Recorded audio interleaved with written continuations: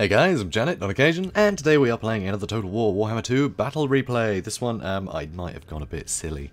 I'm playing as vampire counts, and I went sort of full, well, necromancer stuff. I didn't bring anything sort of vampiric, really. It's all just chaff, basically, the whole thing. So zombies in the front line, obviously.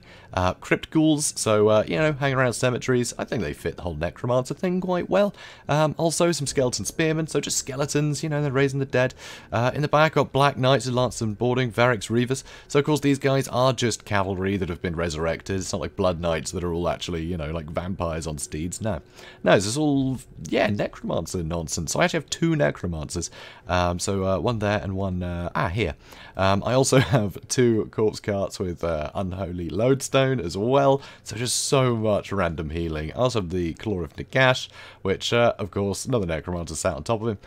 You can see a Vargulf here, so Vargulf is sort of more, I don't know, it's a bit vampire-y, isn't it? It's bats, isn't it? Sort of a monster bat, but anyway, I'm bringing it, I'm counting it, right?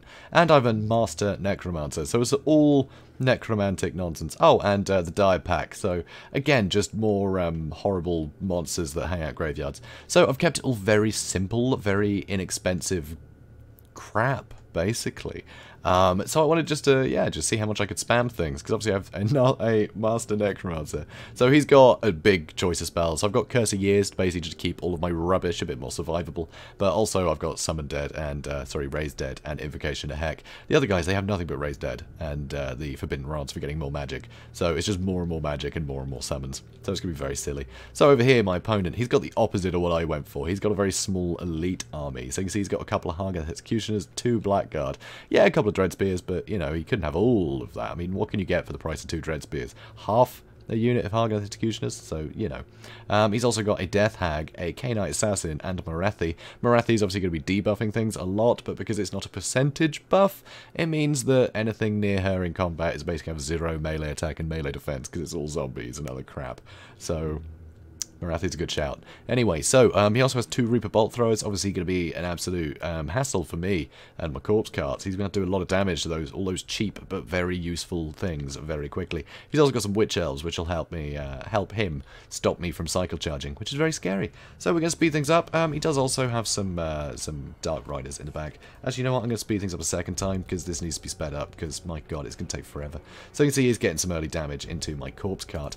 So, yeah, some early damage. I'm trying to bob and weave with a corpse cart, which is working far better than I expected, honestly. It's basically I'm either going this angle or this angle. I'm only turning a little bit. And there I think I was microing something else for the moment there. Oh, poor corpse cart. Anyway, the corpse carts, of course, do buff melee attack as well, so, you know, I am getting some buffs. So as long as Morathi isn't in all of the combat, stuff will actually perform better than it should. All the chaff will perform better than it otherwise would. It'll always double their stats, in fact, because, you know, zombies, I mean, look at that, 5 and 6. Yeah, even one of Morathi's items can basically put them down to 0. But the thing is with this stuff is the attack roll, I think it's a minimum of 10% chance to hit. So the fact there's just so many of them, they're going to hit occasionally with their incredible 18 weapon strength. And yes, I am taking the mick, but, you know, there is a minimum chance to hit, so at this point, it makes very little difference. I mean, having 5 melee attack, it's going to be the minimum chance to hit regardless, but still. So, here, got my Master Necromancer. He's the only one on a horse. I was saving money. So, yep, Reaper Bolt Thrower, all zombied up, and poised around the back, ready to charge at whatever I like. Mortis Engine, they're going to run straight in, start draining the Hargath Executioners. Well worth doing. These Hargath Executioners get pretty surrounded. I've got a Necromancer lying in wait. My Master Necromancer has actually taken a fair bit of damage already, thanks to the likes of the Death Hag, and I think the K-Knight Assassin might have been firing at him too. Got the Necromancer there too. You can see Curse of Years has been used. No, it hasn't. Nope, he used Web of Shadows on me. Okay, never mind. My bad, that was the K-Knight Assassin. God damn it. Anyway, I'd use a Curse of Years on one of these blobs in a second.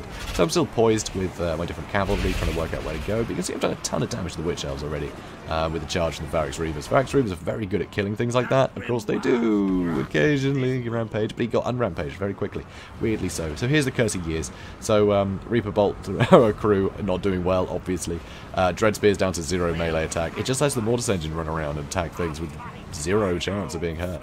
I say 0, I know there's a minimum chance to be hit, but, you know, it gives him more chance. But he really needs to get stuck in there. Come on, guys, come on.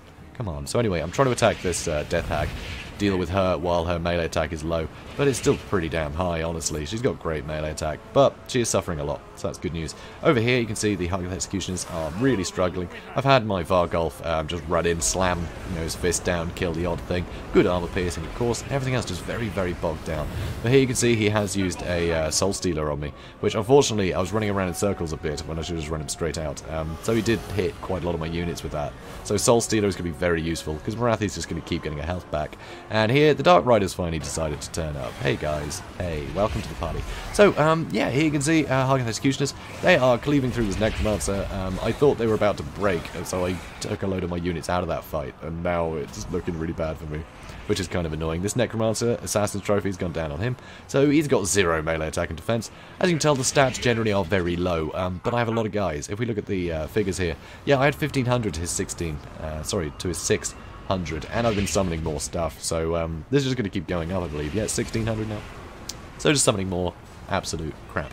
So here, I did send in the Knights, nice charge bonus, so they can get some good damage in, but Melkoth is going to hit them. But a lot of regen from either units around. And here you can see this Death Hag won't die. Come on already. Anyway, Dread Spear is obviously suffering. These Hargoth Executioners are really struggling. They got hit by an awful lot. Nothing I have has probably done much damage, really, on its own, but it adds up. It adds up. Vargolf, 29 kills, not a whole lot, but it helps. Here you can see the K-Knight Assassin is coming in with his Dark Venom, which actually gives him very good weapon strength. But, of course, it's not armor piercing, which doesn't matter against the Vargolf. So, K-Knight Assassin, actually very useful in this matchup. I quite like it. So here, looks like another Soul Stealer on the Master Necromancer, so that's going to hurt again, and that's going to bolster Morathi again. But I'm able to chase a lot of these guys off, and suddenly this flank is mine, so I can start moving it in. Of course, there are a ton of Blackguard fighting in here, which is not good. These Hargoth Executioners finally got routed, and I still have a Necromancer out of it, so that's good news. So I've still got my Knights with Lances and Barding. Not quite sure where Varix Reavers have got to. They might have died. Oh, Varix Reavers? Oh, yeah, I think they might be gone. Oh, I feel bad for them now. They're cool. Anyway, so here you can see the Death Hag has been terrified. I thought she'd broken, but no, it's just terror. So just having the corpse cart chase her around probably wasn't worthwhile. But anyway, the Claw of Gash getting stuck in again, just fighting really crap things. But it's helping drain things nearby, so things like the Hargoth Executioners are going to get drained. So that's nice. Here, though, the Vargolf is getting chased down by the Witch Elves. He needs to get out of there before he does that. So he's rampaged, and now things look a bit iffy for him. There's not very good units here. And the Vargolfs don't have the best leadership, generally, so it's quite easy to get them to crumble. So, like these guys are doing, the Knights of Lance of Barding, they're struggling a bit. But this flank is really, really mine now, and the Mortis Engine is still totally fine. That Claw and Gash having a whale of a time. But unfortunately, look at all this Blackguard. There are so many Blackguard. These guys haven't even lost a model yet, which is just ludicrous. Anyway, Corpse Cart taking a ton of damage from Morathi and the K-Knight Assassin, so that's a bit of a pain. But I've managed to shatter these Hargoth Executioners, so that's something. And here, I'm actually going to get my Knights of Lance and Barding to chase down this Death Hag. On the charge, I should be able to get a good hit on her. Hopefully I can rout her again. That would be nice. So here, what was that? Oh, it's another Soul Stealer. Oh, okay, so that Soul Stealer is going to be really good against that unit, that unit, that unit, that unit, and that unit, and that unit. So most of my units, it got hit by. Okay, so Morathi's on basically all the health again. Oh dear. Yeah, so my Necromancer, he's on his healing cap. He can't get involved anymore. He just can't, that's it. But the Mortis Engine can get a lot of work done. These guys who were actually on 75 models and basically untouched, now starting to take some damage. You can see the models are going down, but the health across the board is very low, because they're just being sapped, you know, by all the draining effects. Unfortunately here, the Death Hag did survive with 200 health left, which is very annoying. So I'm using the Magical Animus to give leadership to these guys to stop them from wavering. Here you can see the Necromancer having a bit of a tough time. Use the Forbidden Rod to get more magic, so that's something. But he shouldn't be in this fight. I should have pulled him out, really. And here, the Vargolf is trying to deal with his K-Knight Assassin. Just make sure he can't come back. So he has broken, which is nice. And you can see the draining effect hitting these guys as they start to approach. And being as injured as they are, just that drain is going to hurt. You see, just, yeah, look at these guys. They're just toppling over. Like 5 models just fell over then, just from the draining effect, which is so cool. So here the Vargolf is going to attack these Dread Spears. I was hoping, honestly, I'd just hit them once and they'd get terrified away, but actually they're not, which is annoying. But anyway, Claw and Gash still doing well, nearing its healing cap though now. So that's a bit annoying. So chasing a bit far there too. So I'm going to bring him back in. You can see my Corpse Cart is the next thing that's going to get attacked. And here you can see these guys are really starting to struggle. Their health is very low. So the drain effect from the Claw and Gash is really going to start killing them. The fact that he just couldn't get rid of the Claw and Gash is a huge problem for him. But I went so wide, and I had so many zombie summons, even if he just had a load of dark shards, or something like that, that could just, you know, blast a Claw and a Gash away, I could just put so many zombies on top of them, or even skeleton warriors, anything, whatever, just cover them in things. They wouldn't have been able to really kill him at range. I would have just had him at an arm's length until I dealt with his backline, then got the Claw and a Gash in. So it's very difficult. I didn't leave him many options. I really had this Claw and a Gash just totally safe with this build. You know, those summons are too good, frankly, for keeping something like the Mortis Engine alive. So now he's able to get in here with that great anti-infantry and anti-armor damage, and obviously his draining effects, and he can get a lot of work done. I mean, his kills are just going up and up and up right now. So Morathi's basically the only one left. These two are basically dead. All their health has been sapped from them, and their model's just going to keep going down and down and down. So that is a Pyrrhic victory. That is army losses. So those Soul Stealers, my god, they hurt. Morathi, 91 kills. She's not a big fighter, so 91 kills is pretty crazy. Luckily, the rest of her troops were picking up the flak. 300 kills each for the Blackguard. 281, 118. I mean, these are just stupid numbers. These are ridiculous amount of kills. But of course, like, yeah, I had 1100 at the start of the match. I mean, even just a few minutes in when we looked, it was at 1600. It just kept going up and up and up as I summoned more stuff for these guys to chew through. It's ridiculous, honestly, totally ridiculous game. But it just shows, just using basic stuff, you can do pretty well, you know, you can do pretty well. Just constantly with that terror, keep flanking things with zombie summons, all the rest of it, all that fear starts to add up, you know, they're being charged from behind. It just all adds up into basically just a crippling hell pit. It's disgusting. It's not good. Hell pit is actually a thing in Warhammer. I didn't mean to make that connection, but whatever. It's a hell pit. It's disgusting. It works. But yeah, it's a ridiculous build. This is a ridiculous build, but weirdly viable. I think if he'd gone wider, he probably would have done worse, honestly. I'm not sure how he would have dealt with it as the Dark Elves. You know, if he'd gone with a big wide line of Dread Spears, I think they would have really struggled. I think the best way he could have done it is probably with a lot of cavalry, honestly. Maybe some repeater crossbows would have been useful as well. You know, repeater crossbows on Dark Riders, something like that he could keep at an arm's length. He could run away from zombie summons. Obviously, I'd just basically just throw random units at them, you know, indefinitely, because I'd always have more units to spare, so I'd keep chasing them off and keeping away from things valuable, like the Claw and a Gash. I mean, 159 kills. Pretty good in it. Pretty good.